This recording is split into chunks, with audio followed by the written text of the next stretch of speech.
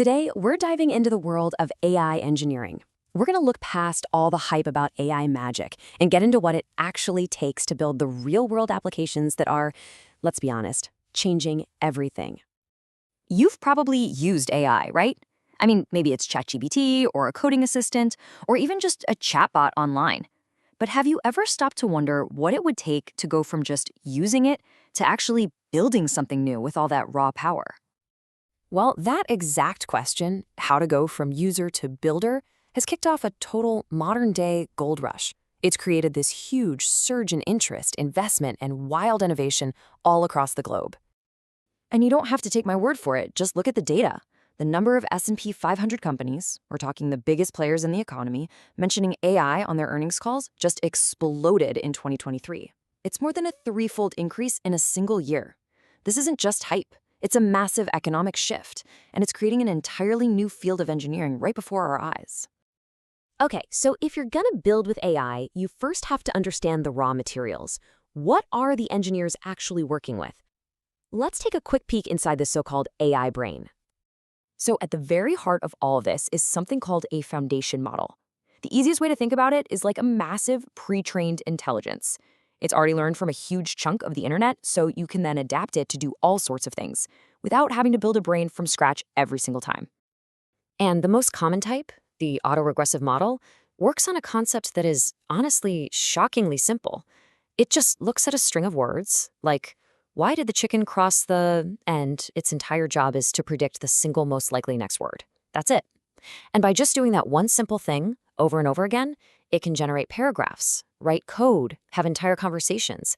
That is the core engine of generative AI. Kind of wild, right? All right, so now that we get the raw materials, let's look at the architectural blueprints. What are people actually building with this incredible technology? The applications are just blowing up in pretty much every industry, and they're really changing how we work. I mean, from helping you code and analyze data to drafting your emails and handling customer support, these tools are automating really complex stuff and unlocking some major productivity. Now, just let that sink in for a second. This quote really gets to the heart of how fast this is all moving. Whether it's for customer service or just as a digital companion, conversational AI is becoming so woven into our lives that for a lot of people, it's becoming a primary way they interact. This isn't science fiction anymore. It's happening right now. But all this power creates a huge challenge. Once you've built one of these AI apps, how do you even know if it's any good? It's time for what you might call a building inspection. And this is the million-dollar question every AI engineer is grappling with. Yeah, the apps are powerful, for sure, but are they reliable? Are they accurate? Are they safe enough to use in the real world? And how do you even begin to measure that? See, grading an AI is tricky because you're really dealing with two totally different kinds of quality. On one side, you've got functional correctness, stuff that's easy to measure. Does the code actually run? Is 2 plus 2 still 4? It's a clear pass or fail. But then you have this other side, open-ended quality. Is this email persuasive? Is this story creative? That's all subjective, it's ambiguous, and it usually needs a human to make the call. So to deal with that subjective problem, a really fascinating new technique has popped up, using an AI as a judge.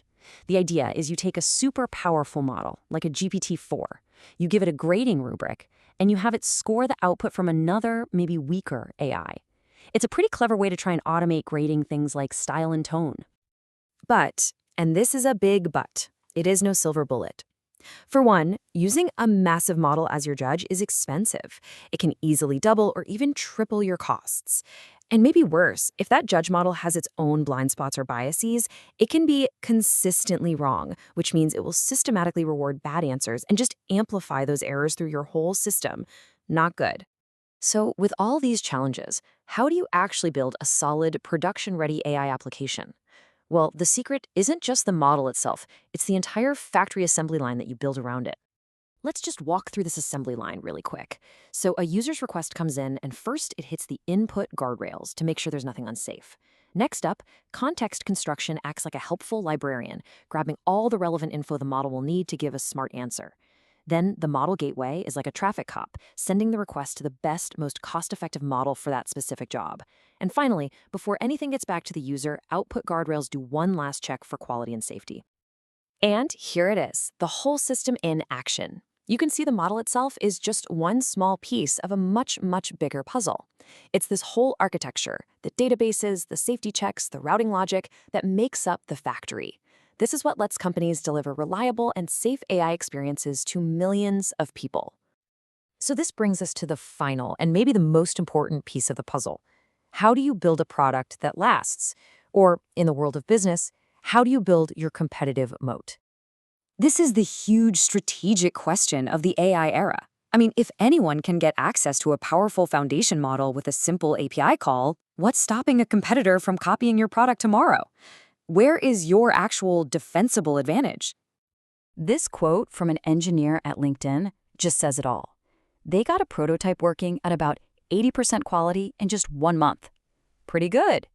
But that last 15%, the push to get over 95% quality, took another 4 months. That is where the real work is. Handling all the weird edge cases, polishing the user experience, and fixing those last stubborn bugs. And that reveals the crucial insight here. Your competitive moat isn't the AI model. The real defensible advantage is the entire system you build around it. It's the slick user interface, the reliable safety checks, the super fast performance. It's the complete, trustworthy product experience. Which leaves us with a final thought. In an age where the underlying intelligence is basically becoming a commodity, available to everyone, maybe the best, and perhaps the only, real defense is the one that's always mattered. Just building a better, more reliable, and more thoughtful product.